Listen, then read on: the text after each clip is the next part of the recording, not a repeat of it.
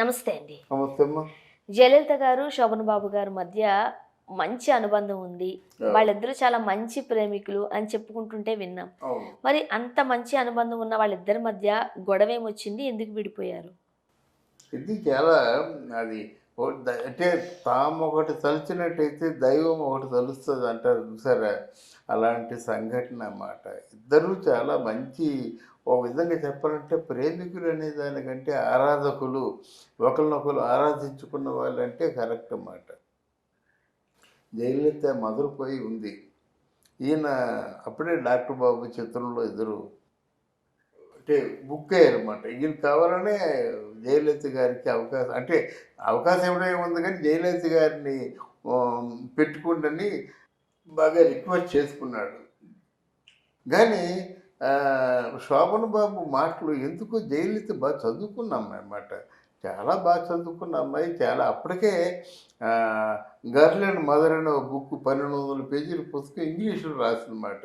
రాసి చదవమంటే ఈయన డిగ్రీ అంటే లా చదువుదాం వచ్చాడు. ఎక్కడికి? మద్రాసు. కానీ లా చదువుదాం వచ్చిన మనిషి ఒక 10th క్లాస్ చదివినటువంటి జయలలిత రాసిన పుస్తకం చూసి ఓ 2-3 పేజీలు చదివిన తర్వాత బాబోయ్ నాకు తలకెక్కలేదు, నాకు అర్థం కావటం లేదని చెప్పాడట.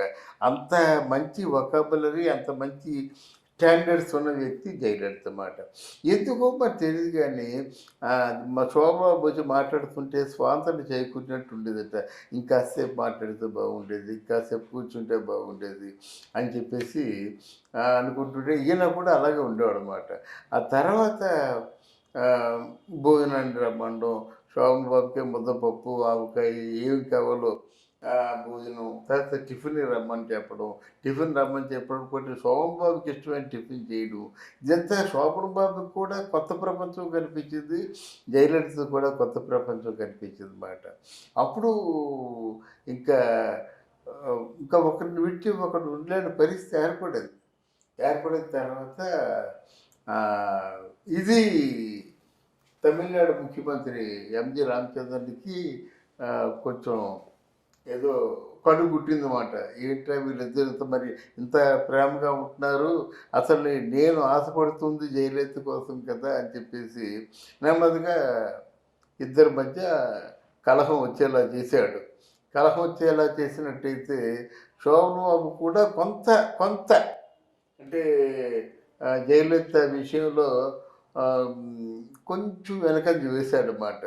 ఏంటంటే ఏమైనా జయలలితకి అంటే ఎంజి రామచంద్రన్ గారి ద్వారా ఏదైనా ప్రమాదం జరుగుతుందేమో ఏమో అనేటువంటి ఆలోచన అన్నమాట. దాంతో ఈవిడ అలా కాదు, ఇది ఎవరిని కూడా లెక్క చేయదు, ఎంజి రామచంద్ర చెప్ప అని అని అంతా చాలా క్యాజువల్గా చూసేదన్నమాట. ఎంజీ అంటే ప్రపంచానికి నువ్వు గొప్పవాడు, నాకు నువ్వు గొప్ప కాదని చెప్పేసి చెప్పేదన్నమాట.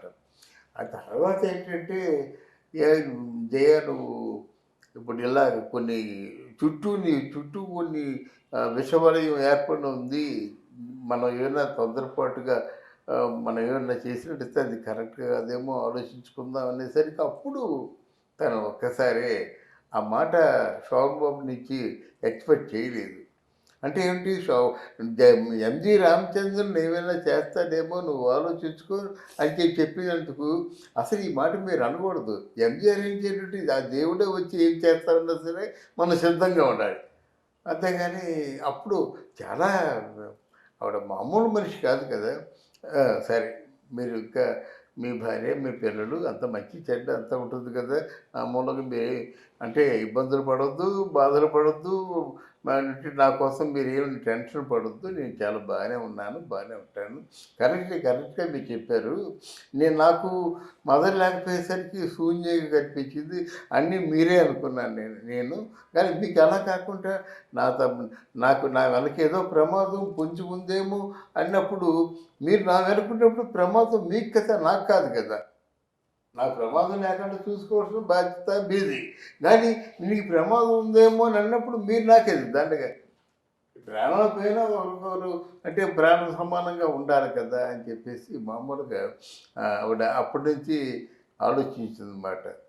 ఒక అమాయకుడు భార్య పిల్లలతో కాపురం చేసుకుంటున్నవాడు, భయస్థుడు, ఇట్లాంటి వాడిని పట్టుకొని మనం ఏం చేస్తాం? వద్దులే, అవసరం లేదు. ఈ పెళ్ళి లేకపోతే వచ్చిన నష్టం ఏమిటి? మెడలో తాళి కడితేనైనా భర్త, నేను నా మనసులో ఆయన్ని ఒక ఆరాధకుడిగా ప్రతిష్ఠించుకున్నాను. ఆ జీవితాంతం ఉంటుంది. దాన్ని ఎవరు చెరిపేయలేరు. నేను కూడా చెరిపేయలేను. నేను ప్రతిష్ఠించుకున్న దేవుడు శోభన్ బాబు గనక నాకు అమ్మాని పిలిపించుకుందామంటే తమిళనాడు అమ్మాని పిలుస్తాడు నన్ను. చాలు, ఆ ఫీలింగ్ నాకు చాలు అని చెప్పేసి తర్వాత ఎన్నిసార్లు మా శోభన్ బాబు మాట్లాడదామని ప్రయత్నం చేసినప్పుడు కూడా శోభన్ బాబుకి అవకాశం ఇవ్వలేదు.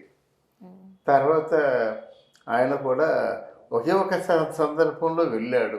ఆ తమిళనాడు అసెంబ్లీలో ఆగస్ట్ ఇష్యూ ఆ జయలలిత చీర పట్టుకొని లాగి కొంచెం అవమానం చేశారు కదా, అప్పుడు శోభన్ బాబు వెళ్ళి ఏదో నా మూలంగే కదా నీకు ఇన్ని మాటలు వచ్చాయని కొంచెం బాధపడుతూ చెప్పబోయాడు, కానీ అవకాశం ఇవ్వలేదన్నమాట. జయలలిత ఒక మాట అనుకుందంటే ఆ మాటకి తిరుగులేదు. ఓ నిర్ణయం తీసుకుందంటే ఆ నిర్ణయానికి తిరుగులేదు. అతను కేవలం జయలలితకి వ్యక్తిగతంగా తన జీవితం మీద విరక్తి పుట్టి రాజకీయాల్లోకి వెళ్ళింది. సరే, ఈ జీవితం అంటే ప్రజల కోసం అంకితం చేయడం కోసమే అని చెప్పేసి నిర్ణయించుకొని అప్పుడు రాజకీయాల్లోకి వెళ్ళింది. రాజకీయాల్లోకి వెళ్తే ఎంజీఆర్ చచ్చిపోయాడు. ఎంజీఆర్ చచ్చిపోయినట్టయితే కరుణానిధి చాలా అవమానాలు చేశాడు. అవమానాలు చేసినట్టయితే మళ్ళీ సోమన్ బాబు వచ్చి కలుద్దాం అనుకున్నప్పుడు కూడా ఆ కలిసే అవకాశం ఇవ్వలేదు. ఈ విధంగా ఒంటరి జీవితాన్ని గడిపింది, విజేతగా నడిచింది. ఆవిడ పేరు తలైవి అంటారన్నమాట. అంటే నాయకురాలుగానే బతికింది, నాయకురాలుగానే పోయింది ఆవిడ. అది వాళ్ళిద్దరి మధ్య గొడవ, తీయని గొడవ. అది త్యాగపూరితమైన గొడవ. మామూలు గొడవలు అంటే మామూలుగా ఇటు గొడవ అట్లాంటి గొడవలు కాదు, త్యాగపూరితమైన గొడవలు అన్నమాట. భయస్తుడు, భార్య పిల్లలతో ఉన్నవాడు. నేనంటే బాగా ప్రేమ ఉంది, కరెక్టే. నాకేమవుతుందో నా ఆందోళన నన్నే కాపాడుకుంటాడు. వదిలే ఆయన జీవితాన్ని, ఆయన నేనేదో నా జీవితం ఒంటరి జీవితం కదా పోతుంది అనేటువంటి నిర్ణయం తీసుకున్న మహా త్యాగమయ్యి Jayalalithaa. Thank you so much. Thank you.